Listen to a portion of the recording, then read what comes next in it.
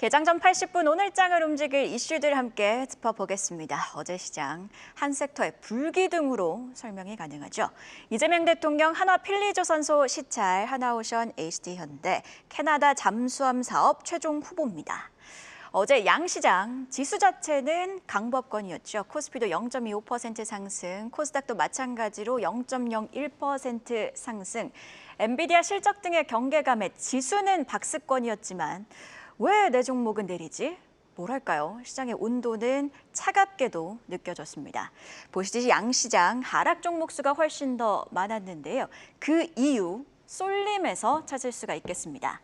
코스피 지수 상승 기여도를 보면요. HD현대중공업이 코스피 1위로 코스피 지수를 5.2포인트나 끌어올렸고요. 3, 4, 5위 그리고 6위의 하나오션까지 코스피를 끌어올린 건 단연 조선주였다고 볼 수 있겠습니다. 한미 정상회담 이후 매물을 소화했던 그 전날과는 달리 어제는 여러 추가 뉴스들을 소화하면서 시장에서 재해석이 이뤄진 건데요. 이미 마켓 무버로도 어제 한 발 먼저 전해드렸던 소식들이기도 합니다. 일단 이재명 대통령 한화 필리조선소 명명식에 참석했고요.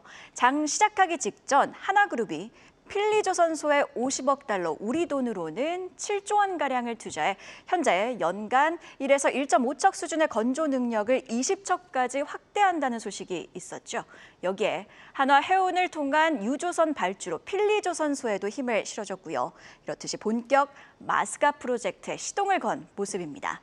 그리고 프리마켓서부터 관련주들이 들썩이게 한 이슈죠. 한화오션과 HD현대중공업이 원팀으로 입찰에 나선 60조 원 규모의 캐나다 잠수함 입찰 사업의 최종 후보자로 원팀이 선정이 됐습니다. 남은 건 독일의 티센크루프트 마린 시스템즈와의 경쟁으로 K조선 원팀 대 독일 기업, 이 둘 중 우선 협상자가 선정이 되게 됩니다. 사업의 핵심은요, 캐나다가 2035년까지의 인도, 즉 조기 납기를 원하고 있다는 점입니다. 자, 이에 기관들도 국내 업체를 긍정적으로 평가하고 있습니다. 글로벌 IB죠. 뱅크 오브 아메리카는 하나오션이 이미 5년 내 인도 실적도 가지고 있어 독일의 경쟁사 대비 강점을 가지고 있다고 강조를 했고요. 한국투자증권도 빠르고 정확한 납기 요구에 K조선 원팀 선정 가능성이 높다고 했습니다. 이와 함께 최종 사업자 선정 기대감에 서플라이 체인, 그러니까 그 밑단 기업들, 특히 STX 엔진의 범한 퓨얼생 등등까지도 주가가 상승할 것이라고 진단을 했죠. 조선주 이슈, 오늘장 무버로도 이어집니다. 어제 장 마감 이후에 HD현대중공업이 HD현대미포를 흡수 합병한다고 밝혔습니다. 핵심은요, 글로벌 방산 시장 확대로 HD현대미포가 보유한 중소형 선용 도크를 군함용으로 전환해 마스가 프로젝트에 힘을 싣겠다는 건데요. 구조 변화와 관련된 내용들은요, 잠시 후 이슈픽 심수영 캐스터와 함께 한 발 더 들어가 보고요. 어제 장 중에 합병 소식이 일부 단독 기사를 통해 전해졌고 이에 기대감이 커지면서 이미 조선주들이 강하게 반응을 해서 추가로 상승 동력을 이어갈지는 계속해서 지켜봐야겠지만요. 어제 HD현대 계열의 합병 발표로 조선 3사의 마스가 프로젝트 큰 그림이 대략적으로 완성됐습니다. 한화는요, 미국 현지 생산 강화, HD현대는 한국 건조와 미국 협력 등 투트랙, 그리고 삼성중공업은 MRO 사업으로 시작. 미국 내 소재 기반 마련에서 미 군함 해외 건조법 통과 등등 아직은 좀 마스가 프로젝트 관련해서 남은 걸림돌들이 있지만 민관이 이를 어떻게 잘 넘기는지도 계속해서 함께 주시해 보시죠. 자, 그리고요, 오늘 국내 반도체주, 더 나아가 지수 분위기 형성에 영향을 줄 엔비디아 실적도 짚어보겠습니다. 매출과 EPS 보시듯이 모두 예상을 상회했습니다. 다만 세부적으로 봤을 때 핵심인 데이터 센터 매출이요, 411억 달러 수준으로 집계가 되면서 예상을 밑돌았고요. 다음 분기 전망의 경우 540억 달러의 예상을 웃돌기는 했습니다만 일각에서는 550억 달러까지 보며 기대감을 키웠던 만큼 관점에 따라서는 아쉽게 느껴질 수도 있겠죠. 블룸버그는요, 미지근한 전망이라고도 표현을 했는데요. 여기에 실적 성명을 보면 아직 중국 불확실성이 있는 듯 재고 방출만 있었을 뿐 2분기에 중국향 새로운 H20 판매는 없었다고 강조를 했고요. 전망치에도 중국향 H20 출하는 반영하지 않았다고 했습니다. 이런 뉴스 속에서 실적 발표 이후 시간에서 4%가량 밀리기도 했죠. 이후 컨퍼런스 콜에서는요, 지정학적 문제가 해결되면 20억 달러에서 50억 달러 규모의 H20 중국 수출이 가능하다고는 했지만 젠스낭 CEO 기존에 준비된 발언 없이 바로 질문으로 넘어가는 등 다소 명확한 그림을 제시하지는 못했습니다. 그래서인지 엔비디아 컨퍼런스 콜 내내 2%대에서 좁은 하락세를 보이다가 오히려 컨퍼런스 콜이 끝나고 현재는 3.1%가량 밀리고 있죠. 오늘의 빅 이벤트 아직 더 남았습니다. 바로 8월 금통인데요. 지난주 이창용 총재 부동산을 더 신경 쓰고 있다는 듯한 발언을 내놓았고 이에 시장은 금리 동결에 무게를 두고 있는 상황입니다. 명확한 그림은 못 되어준 엔비디아 실적을 보고 출발하는 우리 증시에 여기에 금통위 결과까지 주시하며 오늘장 분위기 함께 확인해 보시죠. 그럼 애프터마켓 특징주는 아네스 캐스터와 함께 확인해 볼까요? 네, 애프터마켓 마감 현황 이어서 체크해 보겠습니다. 어제 애프터마켓은 전해드린 대로 조선 섹터의 움직임이 이어서 활발했습니다. 한미 간 조선 협력 프로젝트인 마스가의 기대감을 앞두고 HD 한국조선해양이 HD 현대중공업과 현대미포를 합병한다고 발표하면서 4.89% 상승했습니다. HD 현대 마린엔진과 HD 현대도 함께 올랐고요. 자세한 내용은 잠시 뒤 이슈픽에서 만나보시죠. SPC 삼립은 5거래일 연속 상승세 이어오고 있는데요. 어제는 8시간 초과 야근 폐지 소식에 투심이 회복된 건지 상승률 상위에 이름 올려준 모습 특징적입니다. 또 석화업계 전망이 좋지 않은 가운데 적자로 마음고생이 심한 롯데케미칼은 메인마켓에서 3%대 하락했는데요. 저녁에는 소폭 오르는 모습 보여줬습니다. 코스피 시장에선 조선주의 주도였다면 코스닥 시장에서는 조선 기자재주가 주로 상승한 모습이 특징적입니다. 현대임스가 2.59% 상승, SNC스는 1.94%의 상승률 보여줬습니다. 특히 SNC스는 삼성중공업에서 분사된 삼중의 협력사인데요. 삼성중공업이 비거마린그룹과 미국 해군의 지원함 MRO 등에 관한 MOU를 체결한 소식이 호재로 작용했습니다. 또 가장 높은 상승률 자랑한 건 발전 플랜트 정비 전문기업 일진파워가 국내 중소업체 처음으로 유럽에 연자력 설비 핵심 기자재를 공급하기로 하면서 3.42%를 기록했습니다. 바로 특징주로 체크해 보시죠. 두산 에너빌리티와 루마니아 체르보다 원전 수력 발전에서 삼중 수소 제거 설비 기자재를 공급하는 계약 체결을 하는 애프터마켓에서 강세였는데요. 계약 규모는 270억 원 규모입니다. 한편 일진파워는 SMR과 같은 차세대 원전 기술 개발에도 지속적으로 투자 중인데요. 지난 3월엔 한국원자력연구원으로부터 136억 원 규모의 혁신형 SMR 종합효과 시험 장치의 제작 설치 계약을 따내기도 한 점 투자에 참고해 보시죠. 어제장 메인마켓에서도 두드러진 상승세 보여준 조선 기자재 섹터, 현대임스도 5% 강세 마감한 데 이어서 애프터마켓에서도 2.59% 추가로 더 상승한 모습 특징적인데요. 현대임스는 국내 1위 선박 블록 업체로 사회 제작사 가운데 최대 생산능력을 가지고 있다는 평가가 나옵니다. 합병을 앞둔 HD 현대중공업을 비롯한 국내 대형 조선소를 고객사로 두고 있기 때문에 HD 현대 그룹주들과의 동반 상승한 점 눈여겨볼 만하겠죠. 이어지는 분석에서 더 자세한 전략 들어보시죠. 지금까지 애프터마켓 이야기 전해드렸습니다. 애프터마켓 특징주 아네스 캐스터와 함께 체크해봤고요. 계속해서 증시 모닝 브리핑, 오늘은 주식투자연구소 곽영훈 대표와 이야기 이어가도록 하겠습니다. 자, 대표님 일진파워 이야기부터 해보도록 하겠습니다. 유럽 수출 소식이 전해지면서 애프터마켓에서 강세를 보였는데요. 계속해서 상승 탄력을 이어나갈 수 있을까요? 예, 좀 긍정적인 측면이 있을 것 같고요. 좀 부정적으로 이제 비중 전략을 가져갈 필요도 있을 것 같습니다. 총 4가지 관점에서 한번 좀 살펴볼 필요가 있을 것 같은데, 첫 번째는 해외 원전 기자재 첫 진출이다라는 부분이거든요. 이 동사가 이제 두산 에너빌리티에 238억 원 규모의 루마니아 체르나보다 원전 CTRF 기자재 공급 계약을 체결했다. 이 부분은 이제 처음으로 해외 원전 기자재 시장에 발을 들여놓았다라는 측면에서 상당히 유의미한 내용으로 좀 분석이 될 수 있을 것 같고요. 어떤 해외 진출의 어떤 성장성, 매출 기여도를 고려한다면은 단기적으로 주가 모멘텀이 유효하다라고 말씀을 드릴 수 있을 것 같습니다. 두 번째는 이제 SMR, 핵융합 등 차세대 원전 기술 참여라는 부분인데요. 이 동사 같은 경우에는 이제 혁신형 소형 모듈 원전 SMR 검증 시험 장치 제작 설치와 국제 핵융합 실험로 3중 수소 저장 공급 시스템 개발에 참여하고 있는 거죠.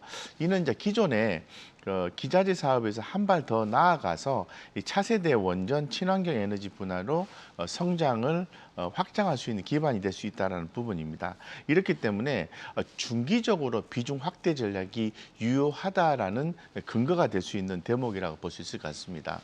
세 번째는 이제 국내 원전 정비 운영 안정성인데요. 동사 같은 경우에는 월성이나 한빛 본부 설비 정비와 예방 정비를 수행하면서 국내 가동 원전의 안정성을 이제 책임져 왔거든요. 또한 그 조선 3사의 100% 납품 실적을 확보하면서 안정적인 수주 기반을 갖췄다는 점이 상당히 좋습니다. 이에 따라서 실적도 전반적으로 지난 1분기 흐름을 보면은 크게 좀 개선된 흐름이 나왔다라고 볼 수 있게 되는 거죠. 이런 측면에서 봤을 때는 이제 단기적 관점에서는 이 루마니아 계약 효과로 인해서 주가의 상승 그러면은 이에 따라서 우리가 이제 대응을 좀 하시면 좋을 것 같고요.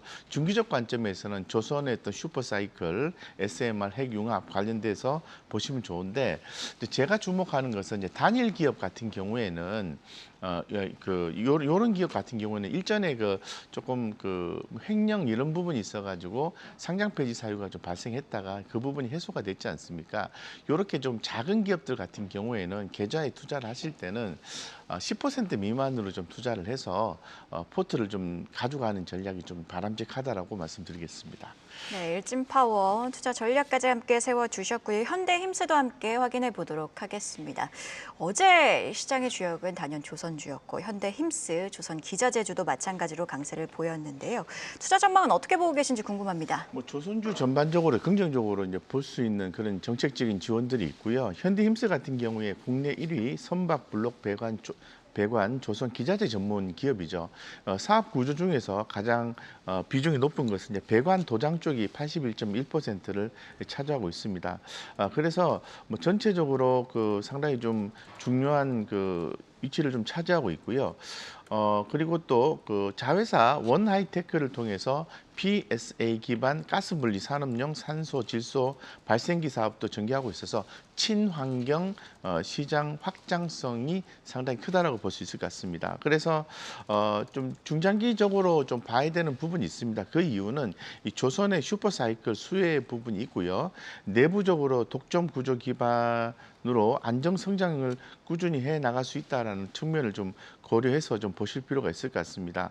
그래서 이미 또 많이들 알고 계시겠지만은 이제 조선업 같은 경우에는 노후 선박 교체라든가 친환경 선박 전환 수요로 인해서 10년 이상 이어질 수 있는 슈퍼사이클에 진입했다라는 분석이 매우 지배적입니다. 그리고 특히 또 미국의 조선 산업 부활 정책과 캐나다 잠수함 프로젝트 굵직한 해외 수주 발주 기대감이 커지면서 상당히 조선주라든가 기자재 업종 전반적으로 긍정적으로 볼 수 있게 되는 거죠. 따라서 동사 같은 경우에는 실적도 상당히 개선세를 좀 보여주고 있기 때문에 단기적 관점에서 최근에 이제 급등 이후에 조정이 나왔을 때는 매수의 기회로 활용하시는 게 좋고요. 장기적으로 보셔야 됩니다. 친환경 선박이라든가 연료 탱크 사업을 통해서 구조적인 성장주가 될 수가 성장주로 분류가 되고 있기 때문에 포트폴리오로 가져가는 전략이 유효하다라고 좀 말씀드리겠습니다. 실적 개선과 함께 성장 모멘텀은 뚜렷하다고 강조를 해주셨습니다. 앞서 좀 예고를 해드리기도 했는데요. SH현대중공업의 HH현대미포 흡수 합병 소식, 이를 포함한 시장이 주목하고 있는 이슈들 심수영 캐스터와 함께 이슈픽 통해서 짚어보시죠. 이슈픽 오늘은 K조선 이야기로 문을 열겠습니다. 전일장 조선주가 하루 종일 강했던 가운데 오후 들어 빅뉴스가 나왔습니다. HD 한국조선해양이 대규모 사업 재편에 나선다는 보도가 나온 건데요. 결국 장 마감 이후 HD 현대중공업에서 HD 현대미포를 합병한다는 공시가 나왔습니다. 합병 비율은 1대 0.4 수준이고요. 10월 주주총회를 거쳐 최종 합병은 12월 1일에 진행될 예정인데요. 이번 합병의 목표로는 크게 두 가지가 거론됩니다. 바로 더 넓은 시장, 즉 시장 확대와 더 강한 조선, 즉 초격차 기술입니다. 우선 중국, 일본이 조선사 합병으로 덩치를 키운 만큼 국내 1, 2위 조선사를 묶어 글로벌 1위 경쟁에 속도를 낼 예정인데요. 특히 HD 현대중공업이 쌓아온 함정 수출 실적과 미포의 도크 설비 역량이 합쳐지면 K방산의 기회를 선점할 수 있을 전망입니다. 통합법인은 2035년까지 방산 매출 10조 원 달성을 내걸었을 정도인데요. 한편 쇠빙선 같은 특수선, 친환경 선박 기술, 그리고 싱가포르에 세울 해외 투자 법인까지 시장 다변화 전략도 병행합니다. 더 자세한 전망은 이어지는 분석에서 확인해 보시죠. 다음 소식도 살펴보겠습니다. 한중 관계 회복 기대감에 따른 한한령 해제가 당분간 쉽지 않을 것이란 전망이 나왔습니다. 이재명 대통령 특사당이 반중 기간 동안 문화시장 개방을 제안했지만 중국은 유익한 분야에서 교류를 확대할 수 있다는 원론적인 답만 내놨다는 소식이 들려온 건데요. 이에 전일장 중국인 관광객 수요 확대 기대가 무너지며 카지노주가 1%대 낙폭 보여줬고요. 여행, 항공주도 줄줄이 하락했습니다. 우선 증권가에서는 국내에서 기대했던 에이펙 방안을 계기로 한한령 해제 낙관론이 차단됐다는 분석을 내놨는데요. 다만 성과도 있었습니다. 전 세계가 중국 눈치를 보는 히토류 문제와 관련해 한국 기업들의 일정 물량 확보를 보장받았다는 건데요.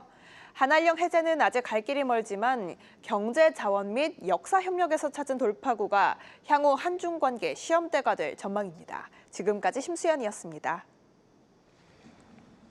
네, 이슈픽 자세히 분석 함께 확인해 보도록 하겠습니다. 첫 번째 이슈픽이었죠. 조선주 합병 소식 체크를 해보도록 할 텐데요. HD 현대중공업과 HD 현대미포가 전격 합병합니다. 마스가 프로젝트 가동을 앞두고 좀 힘을 실어주는 듯한 모습인데요. 전반적으로 합병 소식 어떻게 보셨을까요? 합병 소식은 우리 개인 투자자 입장에서는 매우 좀 중요한 투자 포인트라고 볼 수 있을 것 같습니다. 업황 전반적으로도 상당히 좀 긍정적인 흐름이 나와주고 있고요. 하나씩 좀 살펴보겠습니다. HD 현대미포의 합병 모멘텀, 이 부분은 HD 현대미포 같은 경우에는 그룹 내에서 조선해양 계열사와의 합병 추진에 의해서 주가 흐름이 매우 좋은데요. 그 이유가 있습니다. 미국 군함 시장 진출을 위한 전략적 횡보로 해석이 되기 때문에 이에 따른 큰 수혜가 될 수가 있게 되는 거죠. 그래서 이 관련주 이 현대미포, HD 현대미포 같은 경우에는 단기 급등에 따라서 변동성 확대가 나올 수가 있습니다. 하지만 분할 매수 관점에서 접근이 필요하고요. 중장기적 관점에서 방산시장 진출과 합병 시너지 기업 가치 상승을 시너지가 기업 가치 상승을 이끌 수가 있기 때문에 조정 구간의 저가 매수를 통해서 수익을 남기는 전략이 바람직하다고 볼 수 있을 것 같습니다. 두 번째 좀 살펴봐야 되는 것은 HD 현대중공업인데요. 우리 하나오션과 HD 현대중공업이 캐나다 초계 잠수함 프로젝트 숏 리스트에 선정이 되어서 조선업 전반이 강세를 보였습니다. 이 프로젝트는 최대 60조 원 규모의 초대형 방산 사업으로 수주가 성공이 되었을 때 사상 최대 규모의 수출 계획이 된다는 거죠. 그래서 이 투자 전략으로 보면은 이제 조선 대형주 위주로 보셔야 됩니다. 글로벌 방산 수출 모멘텀이 중장기적 성장 스토리로 작용하기 때문에 그렇습니다. 그래서 지금 현재 그 합병 효과에 대해서 우리가 좀 집중적으로 좀 봐야 되는데요. 돌아오는 12월 달에 결론적으로 HD 현대중공업으로 합병이 돼서 두 회사가 HD 현대미포하고 합병돼서 출범을 하는 거잖아요. 그러면 어떻게 대응하는 게 맞냐 하면은 HD 현대미포 같은 경우에는 12월 달까지 12월 달에 D-Day로 보시고 단기적 관점에서 지금 주가가 어느 정도 올라왔으면 차익 실현 매물이 나오지 않겠습니까? 그럼 빠졌을 때 조금 그 긍정적 관점에서 접근이 가능하고요. 그 다음에 합병되기 전에 HD 현대미포 같은 경우에 일정 부분 이익 실현을 하셔서 현대중공업 쪽으로 좀 바로 진입을 하시는 투자 전략 구사하신다면은 좋겠다 이렇게 말씀드리겠습니다. 자, 지금 합병 소식 한 발 더 들어가면 그렇다면 이번 HH현대중공업의 HH현대미포 흡수합병 소식에 있어서 가장 큰 수혜 기업은 어디라고 보십니까? 단기적 관점에서는 HD현대미포라고 미포가 조금 더 탄력적으로 있을 수 있을 것 같은데 우리가 이제 중장기적으로 봐야 되는 거잖아요. 그렇기 때문에 저는 HD현대중공업이 최종적으로 큰 수혜를 입는 기업이라고 볼 수 있게 되는 거죠. 결론적으로 이제 수혜를 입는다라는 것은 투자 관점에서 봤을 때 기대감이 중장기적으로 어디에 몰리는가가 중요한 거거든요. 그렇기 때문에 HD현대미포는 짧게, HD현대중공업은 길게 이렇게 투자 포인트를 잡아가시면 좋겠습니다. 네, HH현대중공업은 장기적 관점에서, 현대미포는 단기적 관점에서 강조를 해주셨습니다. HH현대미포 같은 경우에는 애프터마켓에서 거래가 중지가 됐고요. 다시 정지 재개는 오늘 9시부터 시작된다는 점 함께 참고해 보시기 바랍니다. 자, 이번에는요, 두 번째 이슈픽 확인해 보도록 하겠습니다. 자, 엔터주 그리고 콘텐츠 관련주 한한령 해제 기대감이 커지면서 들썩였는데 이 한한령 해제가 마냥 쉽지만은 않아 보이더라고요. 관련주 대응 전략 어떻게 세워야 될까요? 이 한한령 해제에 대한 부분은 오늘만 이슈가 아니라 이제 그동안 오랜 기간 동안에 계속 하는 기대감이 있다, 또 기대감이 또 약화됐다 이렇게 이제 반복되고 있는 거지 않습니까? 그래서 단기적으로 봤을 때는 이제 중국 소비라든가 관광, 컨텐츠 관련주의 모멘텀은 다소 약화될 수가 있어요. 그래서 매수보다는 현재 시점에서는 내용상으로 보면 이제 관망이 좀 바람직한 거죠. 다만 중장기적 관점에서는 우리가 이제 성장성에 기해서 지켜볼 수 있는 종목들이 있기 때문에 중장기 기회를 노려볼 필요가 있을 것 같습니다. 그리고 또 관련해서 또 외교적인 어떤 불확실성도 있기 때문에 지정학적 리스크가 커지고 있는 상황에서 중국의 의존도가 낮고 이 글로벌 매출 비중이 높은 기업 위주로 포트폴리오를 재편성하는 것이 좋다라고 말씀을 드릴 수 있는 거거든요. 자, 그러면은 우리가 한번 업종 전반을 한번 생각해 보면은 여행, 항공, 그리고 카지노, 화장품, 컨텐츠, 엔터 등 이제 중국 소비와 직결된 종목들을 많이 보고 계시고 투자를 하고 계시는데 여기서 이 관련된 종목들을 투자를 하실 때는 단순히 한한령에 대한 모멘텀만 가지고 투자를 하는 경우에는 다소 판단이 대단히 어려울 수가 있습니다. 그렇게 하시는 것보다는 기업의 어떤 매년 매출 성장이라든가 관련돼서 영업이익, 영업이익률 더불어서 어떤 주주 환원 정책 등 그 ROE 관점에서의 어떤 지속적인 상승 이런 부분을 고려해서 종목들을 업종이나 종목을 선정한다면은 한한령 해제에 대한 기대감 약화 강화 이런 부분을 흔들리지 않고 투자를 할 수 있을 것 같아요. 이 중에서 제가 조금 더 관심 있는 부분은 저는 개인적으로 K-뷰티하고요. K-팝, 이런 쪽에 좀 관심이 많거든요. 이런 쪽으로 좀 보시는 게 좋겠다 말씀드리겠습니다. 네, 지금 한한령 해제와 관련해서 걸그룹 케플러가 다음 달 13일로 예정돼 있었던 중국 팬콘서트를 돌연 연기했다는 소식이 있었습니다. 오늘 개장 이후에 관련주들 추가적인 하방 압력을 받지는 않을지 개장 이후에 지켜보시죠. 이렇게 증시모닝 브리핑 오늘은 주식투자연구소 곽영훈 대표와 함께했습니다. 고맙습니다. 계속해서 다양한 경제 이슈를 알고 싶다면 구독과 좋아요, 알림 설정 부탁드립니다. AI 캐스터 권미정이었습니다.